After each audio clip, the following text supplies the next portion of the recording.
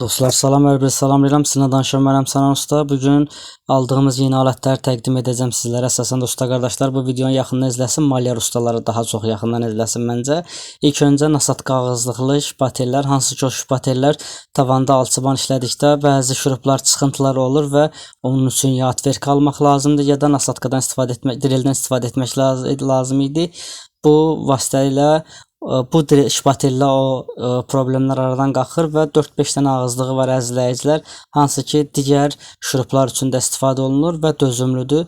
İkincisi aldığım məhsul elektron tərəzidir, hansı ki bu elektron tərəzini nə yalan deyim, ilk dəfə burada korobkasını açdım, tam işlətmə qaydasını bilmirəm. İndi onun üzərində yazıları oxuyub işlədərək sizə də göstərəcəm əzizləyicilər və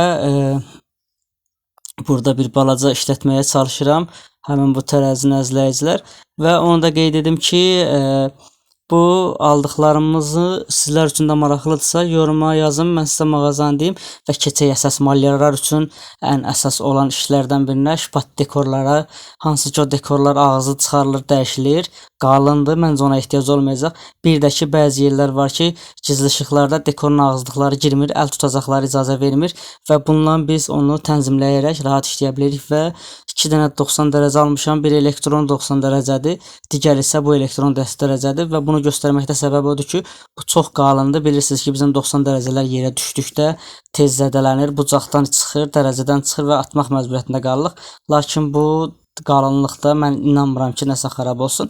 Yenidən qeyd edirəm, fikirlərinizi yorumda qeyd edin və istəsəniz mənə yazın, mağazanın yerini sizə dediyim.